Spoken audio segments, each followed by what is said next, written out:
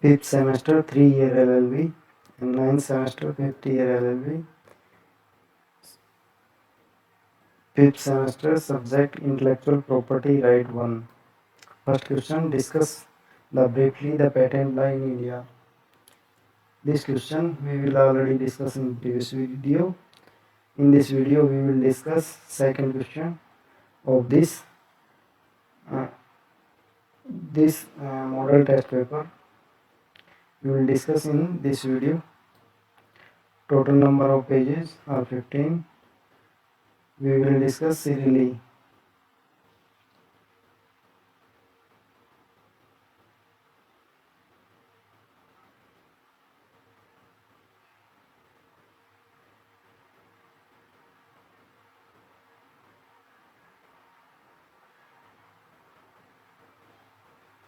In the second question, explain the salient feature of Trademark Act 1999. The salient feature of Trademark Act 1999 are as follows. Registration of trademark of services as per section 2 subsection 2 and subsection Z. The new law provide for registration of trademark of services. In addition to goods, it was obligatory on India to provide for protection of trademark in respect of services under the Paris Convention, Article 1, subsection 2, read with Article 6, and for registration under the TRIPS Agreement, Article 15, subsection 4. India is a member. Service marks registration has been introduced in the new Act. Enlargement of definition of trademark. This trademark definition is enlarged here as per section 2 subsection 2 and subsection ZB. The definition of trademark has been enlarged so as to include shape of the goods, their packaging, combination of the color. It is only illustrative, and it all follows that even something not falling into one of these categories may be regarded as a mark of the purpose of the act. Registration of trademark simplified. Section 9, subsection 1, subsection A. For registrability, the mark will have to be capable of distinguishing the goods or services of the applicant for those of others. Thus, the test of registrability of trademarks under the new Act will generally be similar to what was necessary to secure a registration in Part B of the register under the old Act. Any mark which is demonstrated to be distinguished in fact by use will qualify for registration under the law, since it does not seem to be necessary as under the old law that the mark must be adapted to distinguish a concept omitted in present law. That law is removed, and hence protection for well-known trademarks. Section 2 subsection 1 G. Read with section 9 subsection A and section 11. The new act incorporate definition of well-known trademark, section 2 subsection 1 and subsection ZG. Further, the law seek to prevent registration of trademark which are limitation of well-known marks by enlarging the group of refusal of registration under section 9 and section 11 of the act.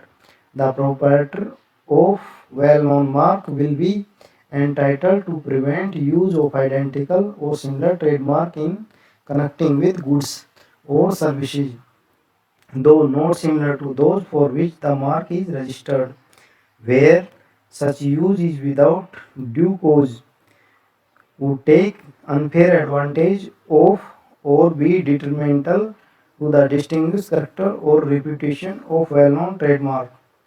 Period of renewal modified. Section 25.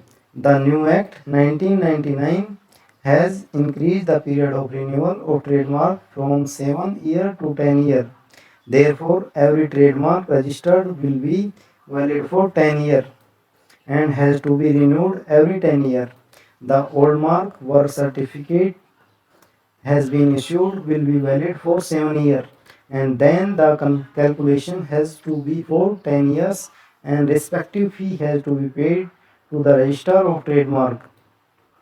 Next, the filing of multi-class application permitted. Section 18, subsection 2. The new act enable an applicant to file a single application for registration of the same mark in respect of good or services falling in more than one class. It means that the law facilitates registration of the same mark in several class by means of single application, but fee payable will be in respect of each class of goods and service. Appeal from register to lie to appellant board instead of High Court. Section 83 to Section 100. That appeal from order or decision of register which had to be filed before the High Court having jurisdiction as defined under the old act has been transferred from High Court to the Intellectual Property Appellate Board constituted by the new Trademark Act 1999. The Act explicitly bars any court or authority from exercising jurisdiction, power or authority in relation to appeal, void Section 93.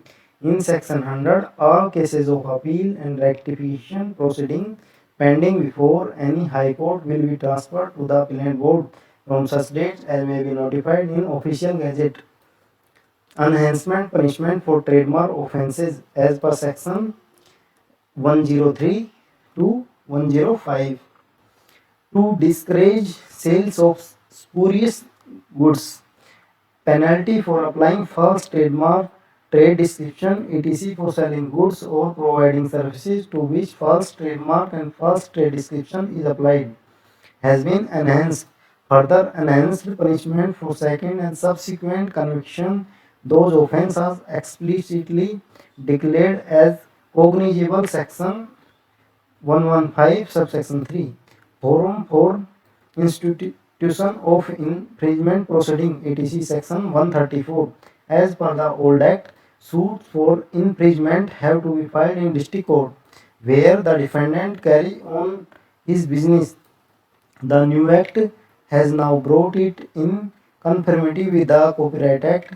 Suit can be filed in district court having jurisdiction which will include a district court within the local limit of whose jurisdiction the plaintiff actually or voluntarily reside or carry business or personally work for gain. International classification adopted. Section 7. The new act has adopted the international classification of goods and services for registration of mark and register is to publish or alphabetically index of classification of goods and service to give such index statutory recognition as per Section 8. Refusal of registration as per Section 9 and Section 11. The new act provides for absolute and relative ground for refusal of registration.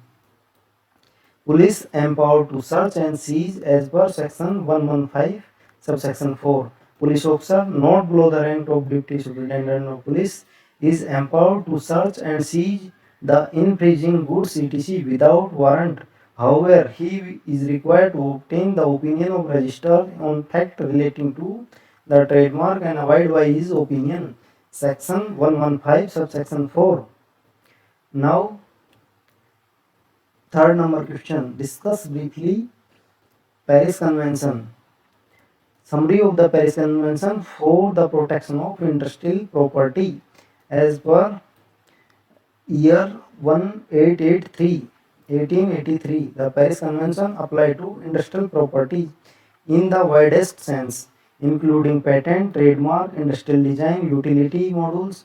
A kind of small-scale patent provided for best the law of some countries, services, marks, trade names, designation under which an industrial or commercial activity is carried out, geographical indication, indication of source, and appearance of origin, and the repression of unfair competition. The substantive provision of the convention fall into three main categories: national treatment, right of priority, and common rule.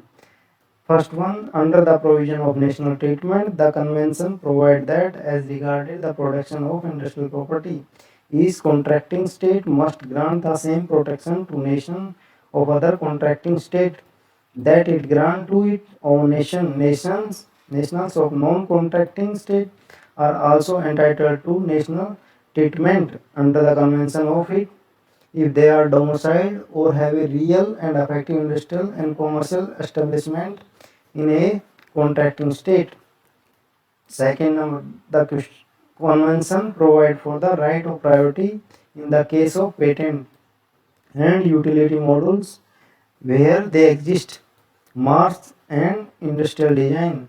This rights means that on the basis of regular first application filed in one of the contracting state, the applicant may within a certain period of time, 12 months for patent and utility modules, 6 months for industrial design and marks, apply for protection in any of the other contracting state. These subsequent application will be regarded as if they have been filed on the same day as the first applicant. In the other word, they will have priority, hence the expression right of priority or application filed by the other during the said period of time for the same invention, utility modules, mark and industrial design. Moreover, these subsequent application being based on the first application will not be affected by any event that take place in the interval, such as the publication of an invention or the sale of article bearing a mark or incorporating an industrial design. One of the great practical advantage of this provision is that applicants seeking protection in several countries are not required to present all of their applicant at the same time but have 6 to 12 months to decide in which country they wish to seek protection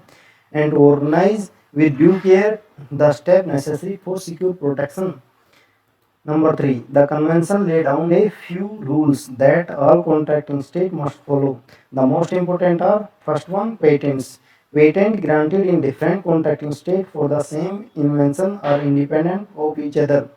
The granting of a patent is one contracting state does not oblige other contracting state to grant a patent. A patent cannot be refused, annulled or terminated in any contracting state on the ground that it has been refused or annulled or has terminated in any other contracting state. The inventor has the right to be named as such in patent. The grant of patent may not be refused and a patent may not be invalidated on the ground that the sale of patented product or of the product obtained by means of patented process is subjected to restriction or limitation resulting from the domestic law. Each contracting state that take legislative means providing for the grant of compulsory license to prevent the abuse which might result from the exclusive right conferred by a patent may do so only under certain conditions. A compulsory license, a license not granted by the owner of the patent but by the public authority of the state concerned based on failure to work or insufficient working of the patented invention may only be granted pursuant to a request filed after 3 years from the grant of patent or 4 years from the filing date of patent application, and it must be refused if the patentee give legitimate reason to justify this inaction. Furthermore, forfeiture of the patent may not be provided for except in case where the grant of compulsory license would not have been sufficient to prevent the abuse.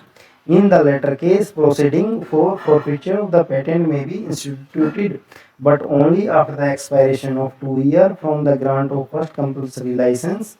The Paris Convention concluded in 1883 was revised at Brussels in 1900, at Washington in 1911, at Hague in 1925, or at London in 1934, at Lisbon in 1958, at Stockholm in 1967, and was amended in 1979.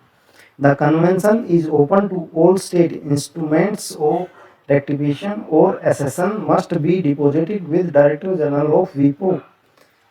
Next, in this next question, define geographical indication and discuss the procedure for registration of geographical indication. GI Act 1999. Very important question. Geographical indication means any indication which define the goods and originating in the territory of country or a region or locality in that territory, provide a given quality, reputation or characteristic of the product are attributable to the geographical origin. This means that the geographical indication has to indicate that a product of particular origin has a certain quality or reputation or some other characteristic which is essentially attributed to its geographical origin. Geographical indication are for the purpose of TRIPS agreement, a type of intellectual property. Geographical indication GI are defined under Article 22 subsection 1 of TRIPS agreement as indication which identify as good as originating in the territory of a member or a region or locality in that territory where is given quality, reputation or other characteristic of a good is essentially attributed to its geographical origin. Geographical indication are valuable to producer from particular region or same region. That trademark are valuable. First, they are source identifier. They identify goods as originating in particular territory or a region or a locality in that territory. Geographical indication are also indicator of quality that let consumers know that goods come from an area where a given quality, reputation or other characteristic of the goods is essentially attributable to their geographical origin. In addition, GI are business interest. GI exists solely to promote the goods of a particular area. Finally, for the purpose of TRIPS agreement, GI are intellectual property eligible for relief from act of infringement and or unfair competition. Geographical indication are used to indicate the regional origin of particular goods, whether they are agricultural product or manufactured goods, provided that those goods derive their particular characteristic from their geographical origin. Any producer who meets the standard set by GI owner can use GI. In the United States, the owner of the GI can be any legal entity, be it a government or an association or producer or even as individual. Filing of application for GI. Please check whether the indication come with the ambit of definition of GI under section 2 subsection 1e. The association of person or producer or any organization or authority should be represent the interest of producer of a concerned goods and should file an affidavit of the applicant claim to represent their interest. Application must be made in triplicate. The application shall be signed by applicant or his agent and must be accompanied by statement of case, detail of special characteristic and how those standards are maintained. 3 certified copy of the map of origin to which the GI relate, detail of the inspection structure if any of the regulates the use of GI in the territory to which it relates, give detail of all the applicant together with the address. If there is a large number of produce, a collective reference of all the producer of a goods may be made in application and the GI, if registered, will be indicated accordingly in the register. Preliminary scrutiny and examination of the application. The examiner will scrutinize the application for any deficiency. The applicant should within 1 month of the communication in this regard remedy the same.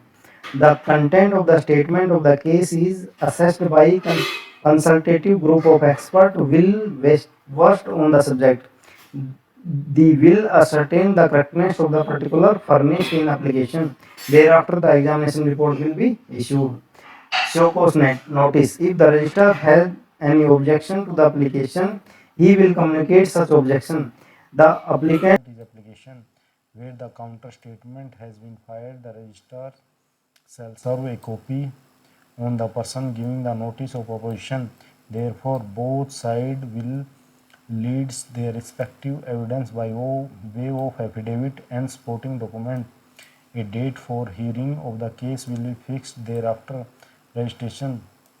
Where an applicant for GI has been accepted, the registrar shall register the geographical indication. If registered, the date of filing of application shall be deemed to be date of registration. The registrar shall issue to the applicant a certificate with the seal of the geographical indication registry. Renewal. A registered GI shall be valid for 10 years and can be renewed on payment of renewal fee. Short note. Passing off.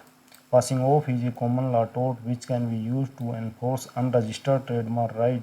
The law of passing off prevents one person from representing his goods and services as there of another. The concept of passing off has undergone change in the course of time. At first, it was restricted to the representation of one person goods as those of another. Later, it was extended to business or service. Subsequently, it was further extended to profession and non-trading activity. Today, it is applied to many forms of unfair trading and unfair competition, where the activity of one person can cause damage or injury goodwill associated with the activity of another person or group of persons. The basic question on the tort run upon within whether the defendant conduct is such as to tend to mislead the public to believe that the defendant business is the plaintiff or to cause confusion between the business activity of the two. The tort of passing off is sufficient wide to give relief to charity engaged in the trading type activity. In British Diabetic Association with Diabetic Society 1, both the parties were charitable society. Their name was deceptively similar. The word association and society were too close since they were similar in derivation and meaning and were not wholly dissimilar in form of permanent injunction granted. Element of passing off. The three fundamental elements passing off are representation, misrepresentation, and damage to goodwill. These three elements are also known as classical trinity, as restated by House of the Lord in case of Racket and Column Limited with Borden Inc. It was stated in this case that in a suit for passing off, the plaintiff must establish firstly goodwill and reputation attached to his goods and service. Secondly, he must prove a misrepresentation by the defendant to the public, leading or likely to lead public to believe that the goods and service offered by him are that of the plaintiff. Lastly, he must demonstrate that he has suffered a loss due to the belief that defendant goods and service are those of plaintiff. In Racket with Colesman India Limited, MP Ramchandran, Honorable Court, Calcutta High Court, Varingosji laid down 5 principles for granting injunction in the case of comparative advertising. A tradesman is entitled to declare his goods to be best in the world even though the declaration is untrue. He can also say that his goods are better than his competitor even though such statement is untrue. Third one, for the purpose of saying that his goods are best in the world or his goods are better than his competitor, can even compare the advantage of his goods over the goods of other. Fourth one, he however cannot say that the goods are better than his competitor, say that his competitor goods are bad. If he says so, he really slander the goods of a competitor and their goods, which is not permissible. Fifth one, if there is no defamation to the goods or the manufacturer of such goods, no action lies. But if there is such defamation, a case lies. If an action lies for the recovery of damage for defamation, then the court is also competent of grant an order of injunction restraining competition of such defamation. The Honorable Court also observed in this case that one can boast about the technological superiority of his product and while doing so can also compare the advantage of his product with those which are available in the market. He can also say that technology of the product available in the market has become old and obsolete. He can also further add that new technology available to him is more superior to the known technology or old technology, but he cannot say that known technology is bad and harmful or that product made with the known technology is bad and harmful. What he can claim is only that his product and his technology are superior while comparing the technology and the product manufactured on the basis thereof. He can say that by reason of new superior technology available to him, his product is much superior to the other.